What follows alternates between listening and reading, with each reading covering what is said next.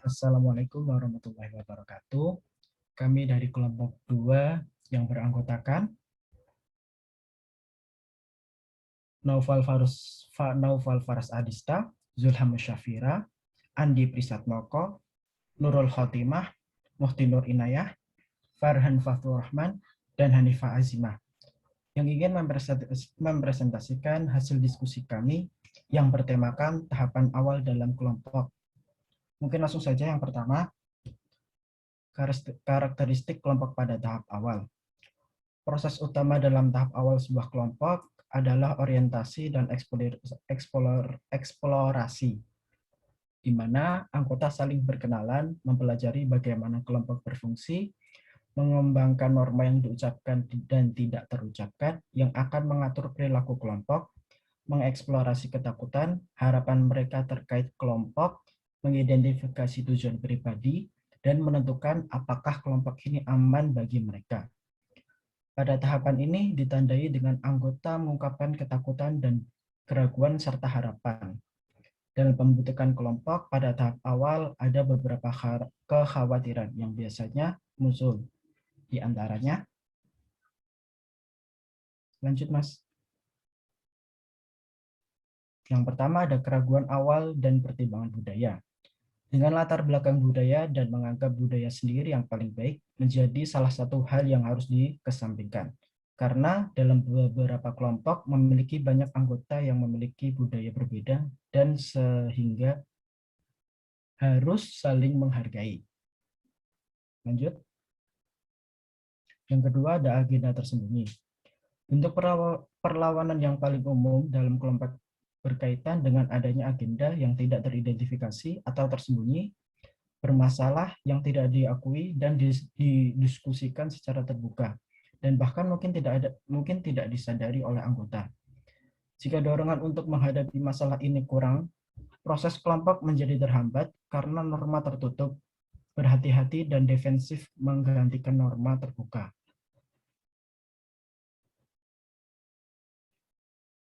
Selanjutnya ada konflik sejak dini. Jadi dalam tahap kerja kelompok pasti akan mencobai bagaimana hambatan atau permasalahan. Situasi seperti ini biasanya terjadi pada masa transisi, di mana pada masa transisi tersebut adalah masa di mana pemimpin dan juga anggota mempunyai peranan yang sangat pentingnya, dan juga mempengaruhi satu sama lain. Dalam tahapan transisi tersebut muncul perilaku-perilaku yang baru yang pada tahapan sebelumnya belum muncul, seperti kecemasan, menutup diri, membela diri, atau bersikap diam. Jika hal tersebut tetap dibiarkan, atau seseorang pemimpin justru bersifat pasif, maka akan mempengaruhi proses berjalannya kelompok. Oke, terima kasih.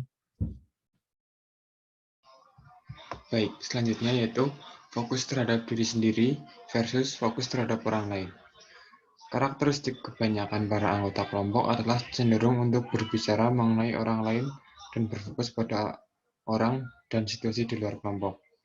Tugas utama seorang pemimpin dalam fase ini adalah membuat para anggota kelompok terfokus terhadap dirinya sendiri. Nah, sehingga tugas utama para pemimpin yaitu menyuruh untuk para anggota itu berfokus pada dirinya sendiri untuk memperbaiki masalah yang sedang dialaminya. Selanjutnya, fokus di sini dan saat ini versus fokus di sana dan kemudian. Fokus di sini dan saat ini merupakan pendekatan eksperimental dan berorientasi hubungan. Pendekatan ini yang berfokus pada apa yang terjadi pada saat ini. Sedangkan fokus di sana dan kemudian menggunakan pendekatan psikodinamik. Maksudnya yaitu fokus di sini dan saat ini itu merupakan eksperimental atau apa yang sedang dilakukan pada saat ini. Seperti konseling apa yang sedang dilakukan dan hubungan apa antara pemimpin dan anggota. Nah, maksud dari fokus di sana dan kemudian yaitu menggunakan pendekatan biodinamik, yaitu merupakan perkembangan apa yang dialami para pemimpin dan anggotanya. Selanjutnya itu kepercayaan versus ketidakkepercayaan. Dalam tahap awal kelompok, jika tidak dibangun sebuah kepercayaan, maka akan memunculkan permasalahan ke depannya. Berikut merupakan tanda-tanda kepercayaan yang berkembang. Yang pertama, anggota bersedia untuk memutuskan sendiri tujuan spesifik dan area pribadi untuk dieksplorasi. Nah, sehingga anggota ini tuh harus setuju sebelum melakukan ini tuh harus setuju dulu. Dia tuh harus boleh dieksplorasi dan boleh seperti ditanya-tanya seperti itu. Selanjutnya, anggota berfokus pada diri mereka sendiri, bukan kepada orang lain. Nah, anggota diri sendiri itu harus fokus pada diri sendiri, memecahkan masalah diri sendiri, dan tidak memikirkan masalah tentang orang lain. Selanjutnya, anggota bersedia mengambil risiko dalam mengungkapkan aspek mereka sendiri. Nah, anggota sendiri itu harus berani ambil risiko. Apa yang mereka katakan, apa yang mereka ambil keputusan, harus siap menjalani resikonya. Selanjutnya, menciptakan kepercayaan, peran pemimpin dan anggota. Pentingnya permodalan. Keberhasilan dalam menciptakan sebuah kepercayaan dalam kelompok saling berkaitan dengan seberapa baik kita mempersiapkan, baik sebagai pemimpin maupun anggota. Adanya pemimpin merupakan landasan dari sebagian besar pendekatan yang berorientasi pada pengalaman dan hubungan dalam konseling kelompok. Jika dilihat dari terapi perilaku model, pemimpin dipandang sebagai dasar untuk membangun kepercayaan dalam kelompok. Nah, intinya tugas sebagai pemimpin itu harus tahu model-model dalam konseling ini dan harus mempunyai kepercayaan antara anggota kelompok dan pemimpin tersebut. Baik.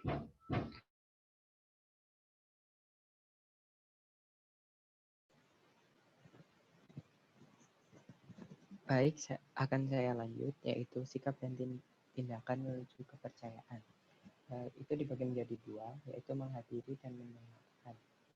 Perhatian yang cermat terhadap pesan verbal maupun non-verbal terhadap orang lain diperlukan agar terciptanya sebuah kepercayaan. Ketika anggota kelompok merasakan bahwa dirinya sedang didengarkan dan dipahami secara mendalam, maka akan memunculkan sebuah kepercayaan bahwa ternyata orang lain pekerjaan kelompok yang tidak berpengalaman sering menyebabkan kesalahan dengan berfokus terhadap apa yang dikatakan anggota melalui pesan non-verbal yang lebih halus. Kebanyakan orang dalam mengekspresikan kejujuran lebih dominan menggunakan pesan non-verbal dibandingkan dengan verbal. Berikut beberapa contoh mengekspresikan pesan non-verbal. Yang pertama, menceritakan pengalaman menyakitkan dengan tersenyum.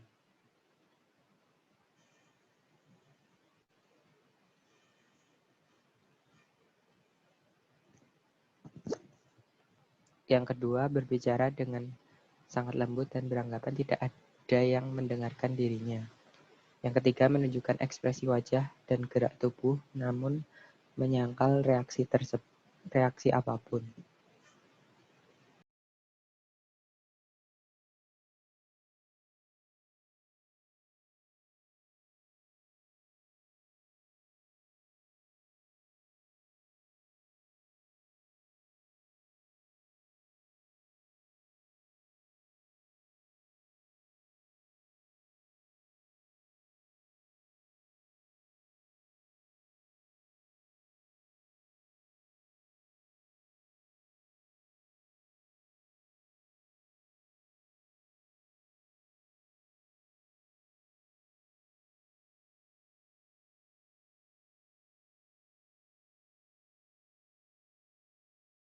Andi mic-nya masih mute.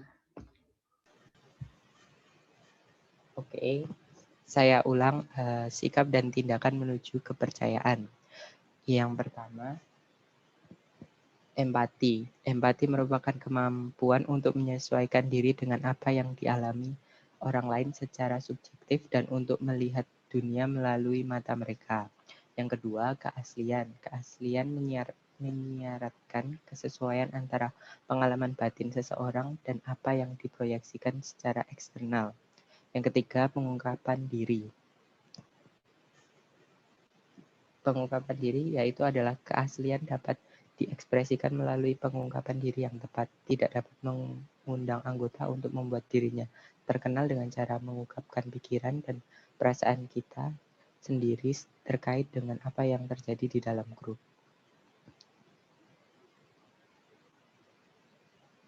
Selanjutnya yaitu sikap dan tindakan menuju kepercayaan yang selanjutnya menghormati, konfrontasi, peduli, dan menjaga kepercayaan.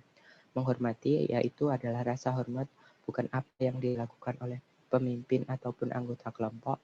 Sikap dan tindakan juga termasuk dalam menunjukkan rasa hormat seperti menghindari penilaian kritis, menghindari pelabelan, dan mengakui hak orang lain untuk berbeda.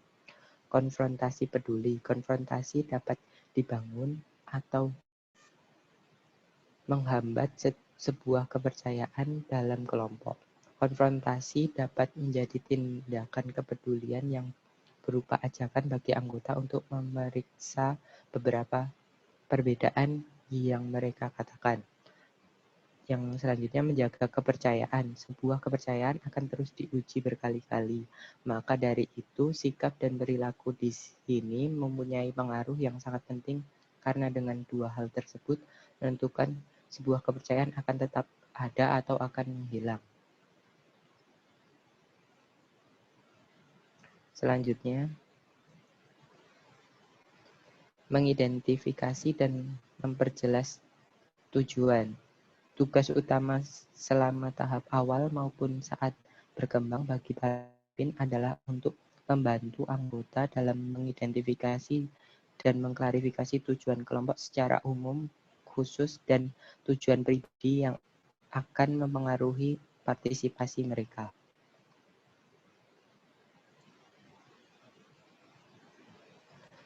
Tujuan umum untuk anggota grup. Anggota mempersempit tujuan umum yang ada. Pemimpin kelompok penting untuk memantau kemajuan sudah mencapai tujuan atau belum melalui berbagai macam pertanyaan.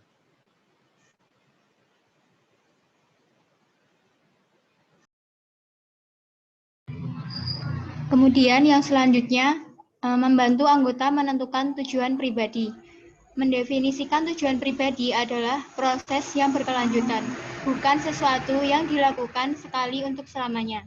Jadi, penting untuk membantu anggota menilai sejauh mana tujuan pribadi mereka terpenuhi dan jika sesuai untuk membantu mereka merevisi tujuan mereka.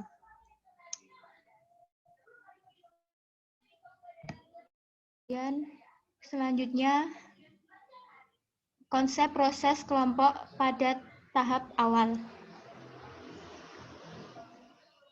Nah, di sini terdapat dua konsep. Yang pertama yaitu norma kelompok.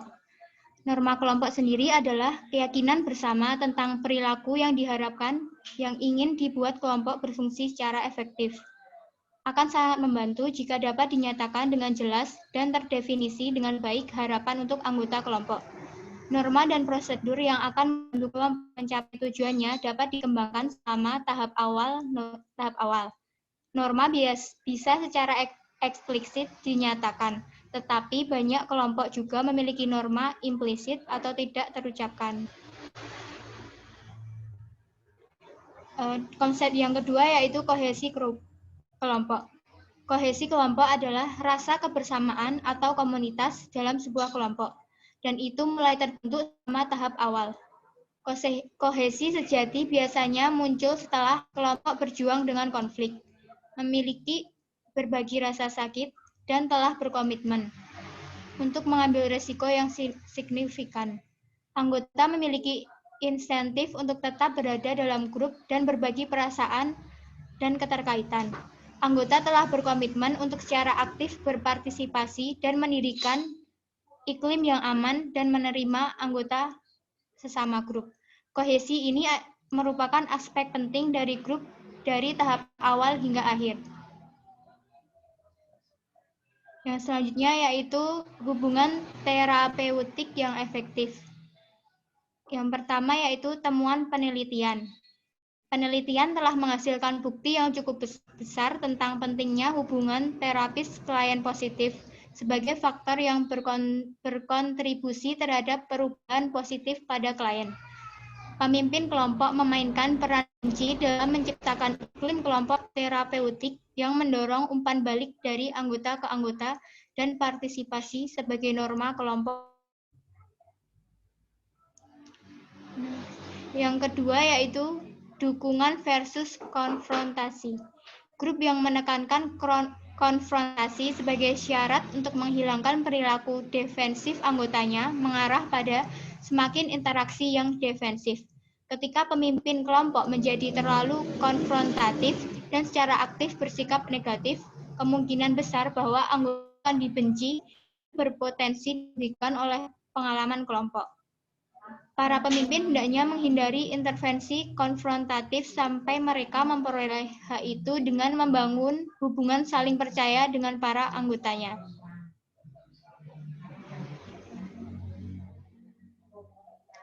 Oke, selanjutnya adalah menciptakan hubungan terapeutik dengan anggota. Nah, anggota itu dapat memanfaatkan dari pengalaman kelompok secara proporsional dengan seberapa banyak mereka menginvestasikan diri mereka sendiri atau bagaimana mereka melibatkan diri mereka sebagai peserta yang aktif baik dalam kelompok maupun dalam mempraktikkan diri di luar apa yang mereka pelajari dalam sesi.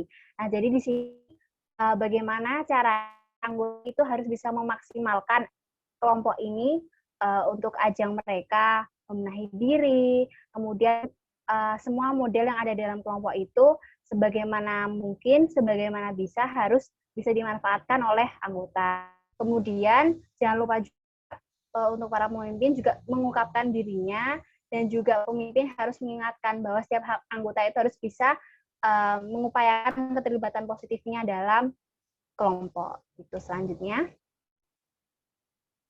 Itu tahap pengembangan. Nah, anggota cenderung mengembangkan sikap keterbukaan dalam kelompok yang mereka anggap aman bagi mereka. Dan model Anda banyak berkaitan dengan menciptakan ini suasana terapeutik. Pemimpin kelompok itu seringkali harus menyeimbangkan antara kepedulian, konfrontasi, pemodelan, dan budaya kompetensi secara bersamaan. Nah, jadi pada tahap pengembangan ini, ketika suatu anggota itu memiliki budaya tertentu, misalkan budaya tentang gendernya itu sangat kuat sekali, misalkan sangat patriarki gitu. Jadi sebagaimana mungkin pemimpin ini dia harus memahami, dia harus memberikan kepedulian dan memberikan kasih sayang juga kepada orang yang merasa bahwasannya budaya dia terlalu kuat. Jadi dia harus memberikan keyakinan dan kepercayaan pada anggota tersebut agar anggota tersebut itu bisa lebih leluasa lagi berirama di dalam kelompok seperti itu. Selanjutnya, membantu anggota untuk mendapatkan pengalaman dalam kelompok. Nah, dalam hal ini, panduan pemimpin untuk anggota itu sangatlah penting. Pertama, pemimpin harus membangun kepercayaan untuk saling menyampaikan perasaan dan juga pesan. Jadi, setiap anggota itu harus saling dibangun kepercayaannya. Kemudian yang kedua, untuk mengekspresikan perasaan yang bertahan. Jadi kan, setiap anggota kan pasti memiliki cerita-cerita masa lalu yang tentunya sulit sekali untuk diungkapkan. Nah, itu bagaimana caranya pemimpin itu harus bisa membuat anggota itu mau untuk menceritakan. Yang ketiga, pengungkapan diri, yaitu pengungkapan hal-hal yang dia pendam, kemudian berpartisipasi sepenuhnya, merangkul perubahan peserta, menemukan dimensi baru, menerima umpan balik anggota. Jadi jangan sampai anggota itu merasa sendiri, jadi harus selalu diumpan balik. Kemudian hindari terlalu banyak penataan atau pengajaran, jadi nggak boleh terlalu dominan gitu. Terus adanya penulisan jurnal sebagai pelengkapan sesi dan pekerjaan rumah selama tahap awal. Oke, selanjutnya.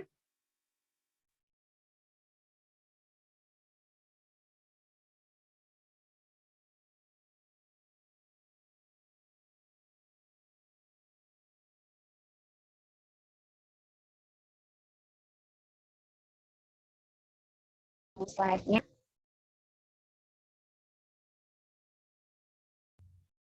Oke, selanjutnya adalah penulisan jurnal sebagai pelengkap sesi kelompok. Nah, anggota kelompok itu tuh dapat menambah pengalaman kelompok dengan berpartisipasi dalam jurnal latihan menulis di luar kelompok. Nah, salah satu caranya itu adalah dengan meminta anggota untuk berbelanja, kemudian mencatat bagaimana perasaan mereka ketika berbelanja, bagaimana situasinya ketika berbelanja, dan apa ide mereka ketika berbelanja tuh misalkan mau masak apa, atau mau belanja apa gitu. Jadi anggota itu dapat ditanyai untuk meninjau periode waktu tertentu dalam hidup mereka dan menulis tentang mereka. Nah, anggota itu juga dapat membawa jurnal ini ke dalam grup dan berbagi pengalaman tertentu mereka yang mereka miliki yang mengakibatkan masalah mereka itu bisa mereka sharing di dalam kelompok. Nah, mereka kemudian juga dapat menjelajah dengan kelompok bagaimana mereka menangani situasi secara berbeda. Jadi jurnal yang telah mereka tulis itu bisa mereka sharingkan ke kelompok dan nanti bisa didiskusikan, dapatkan penanganan atas situasi tersebut. Gitu. Nah, selanjutnya permasalahan kepemimpinan pada tahap awal grup. Nah, sebuah grup itu kan akan sangat dipengaruhi oleh sosok pemimpin. Nah, sebuah grup itu akan dihadapkan dengan berbagai masalah tentunya. Nah, oleh sebab itu, pentingnya tanggung jawab dari anggota serta pemimpinnya itu sangatlah penting agar grup ini tuh bisa maksimal dan terus tetap bergerak dan berkembang. Nah, yang paling penting itu kan dalam sebuah grup itu kan sering terjadi konflik tentunya. Maka perlu usaha maksimal juga dari pemimpin bagaimana caranya mendamaikan konflik, meredam konflik yang ada di dalam kelompok tersebut. Gitu.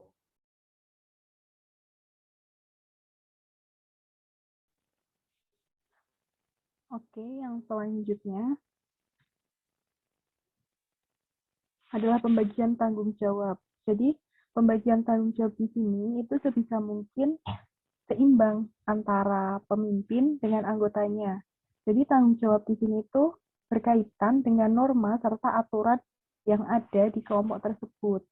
Tujuannya agar semua anggota di dalam kelompok serta pemimpinnya dapat berperan aktif dalam proses memikirkan, merasakan, serta keterlibatan dalam kelompok. Yang selanjutnya, tingkatan penataan struktur. Jadi permasalahan penataan struktur dalam kelompok itu berpusat pada pemimpin. Kelompok yang berpusat pada orang yang memiliki tingkat penataan pemimpin yang terbatas, karena konselor itu memiliki kepercayaan pada anggota kelompok dan pada proses kelompok itu sendiri. Tujuan dari penataan struktur yaitu mengurangi permasalahan yang tidak perlu, serta memaksimalkan partisipasi dari anggotanya. Penataan yang dipaksakan oleh pemimpin itu kemungkinan besar akan merusak kepercayaan pada kelompok untuk bergerak ke arah yang konstruktif. Sebaliknya, kebanyakan konselor kelompok berperilaku mengandalkan struktur yang jelas untuk setiap sesi. Jadi pemimpin kelompok itu akan memiliki rencana yang jelas untuk setiap sesi, meskipun pemimpin tersebut akan mengupayakan partisipasi dari setiap anggotanya untuk memutuskan bagaimana menggunakan sesi tersebut. Selanjutnya,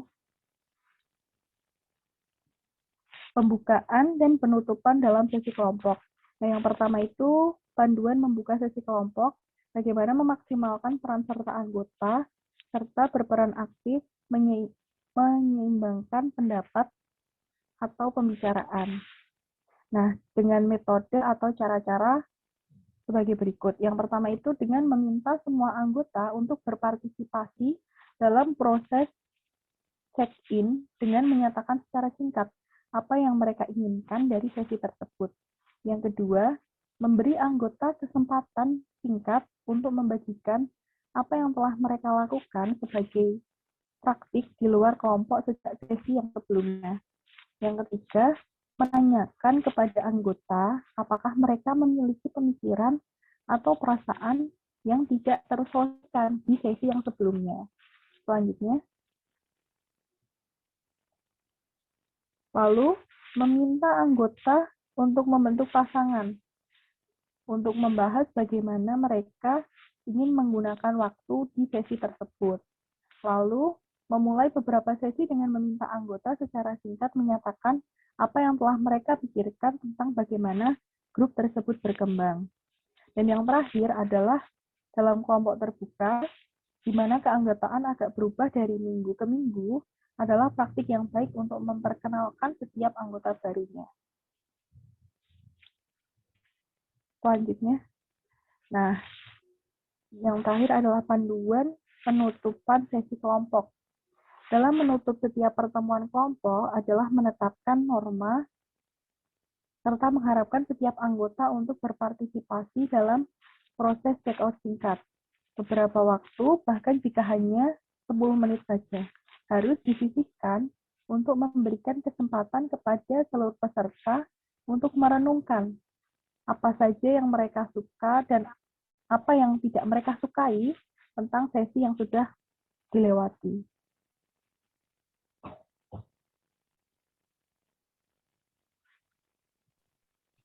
Oke, sekian dari kami. Kurang lebihnya mohon maaf. Wassalamualaikum warahmatullahi wabarakatuh.